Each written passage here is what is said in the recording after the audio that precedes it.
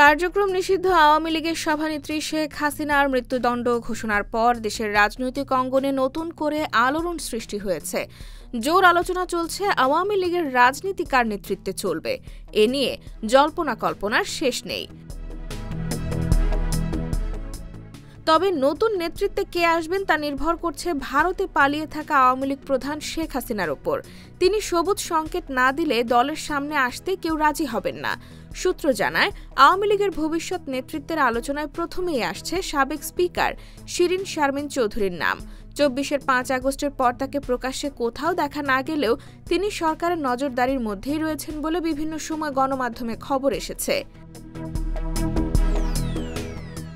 শিরীন শারমিন চৌধুরীর পরে আওয়ামী লীগের সম্ভাব্য সাধারণ সম্পাদক হিসেবে আলোচনায় আছে ক্লিন ইমেজের অধিকারী সাবের হোসেন চৌধুরী এবং আলোচিত নেত্রী নারায়ণগঞ্জের সাবেক মেয়র সেলিনা হায়াত আইভীর নাম। তবে আইভী এখনও জেলে আছেন। অন্যদিকে সাবের হোসেন চৌধুরী গ্রেফতার হলেও পরে জামিন পেয়েছেন। যদিও তিনি রাজনীতিতে এখন নিষ্ক্রিয়, তবে সম্প্রতি তার বাসায় ইউরোপীয় ইউনিয়নভুক্ত ৩টি দেশের রাষ্ট্রদূতের বৈঠক নিয়ে বেশ আলোচনা হয় রাজনৈতিক মহলে। সাবের হোসেন চৌধুরীর ঘনিষ্ঠ নির্ভরযোগ্য সূত্রগুলো জানায়, শেখ হাসিনার সবুজ সংকেত ছাড়া তার দলের গুরুত্বপূর্ণ দায়িত্ব নেওয়ার সম্ভাবনা কম।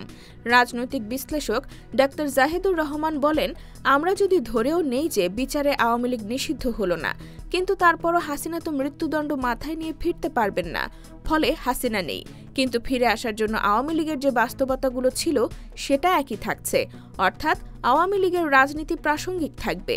মৃত্যুদণ্ড সেটাকে ইনফ্লুয়েন্স করবে না, তবে নেতৃত্বে পরিবর্তন অবশ্যম্ভাবী। এমন পরিস্থিতিতে নৌকার মাঝি কে হবেন, কার নেতৃত্বে দলটি ইমেজ পুনরুদ্ধার করবে, সেটাই এখন আলোচনার বিষয়। এসব তথ্য তুলে ধরে একটি প্রতিবেদন প্রকাশ করেছে দৈনিক Jugantor. IBTV USA, New York.